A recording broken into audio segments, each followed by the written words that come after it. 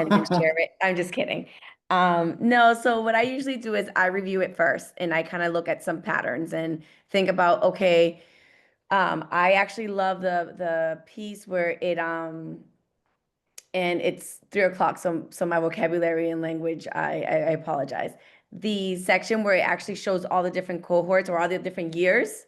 So Yeah. that's usually where I start and look at like where are we growing, where are we not, where are we stagnant. I review it with my administrative team next. Last year was the first time where I also reviewed it with our district team. Um, and then from there, we talk about where we going next. Um, Usually, Alyssa, our instructional coach, has also reviewed it Yeah.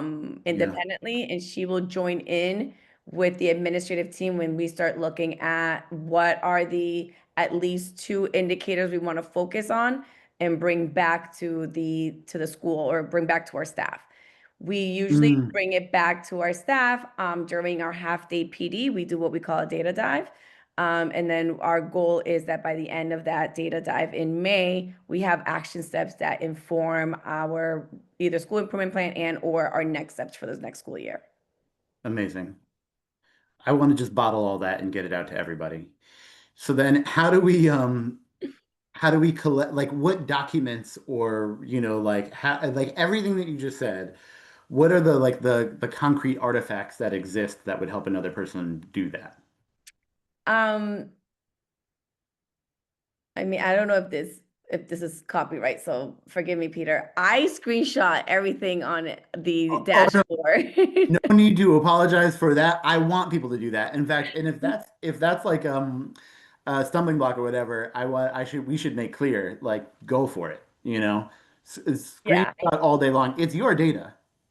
And that's what we do. We screenshot all of it and then we look at what are some of the different protocols that we're going to use. So in which data protocol. And sometimes it really is going to just depend on how we're going to present it. Like if it's going to be whole group or if it's going to be in small group first. Yeah.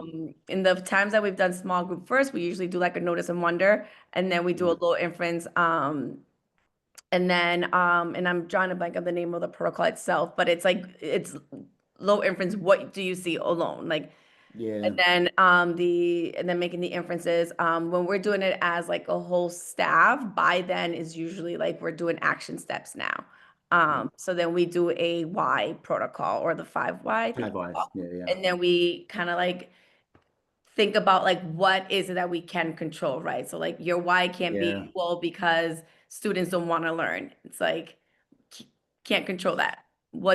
So we keep diving deeper. Yeah. And that's usually that's the half day May that where we usually do that. So we usually just screenshot everything, put it in a PowerPoint with the questions to remind staff and students like what the questions were that they had answered. And Yeah. then we'll use a protocol depending on kind of like what we're thinking about. And we usually go into the CLE website to use to or their resources to use a protocol. Cool.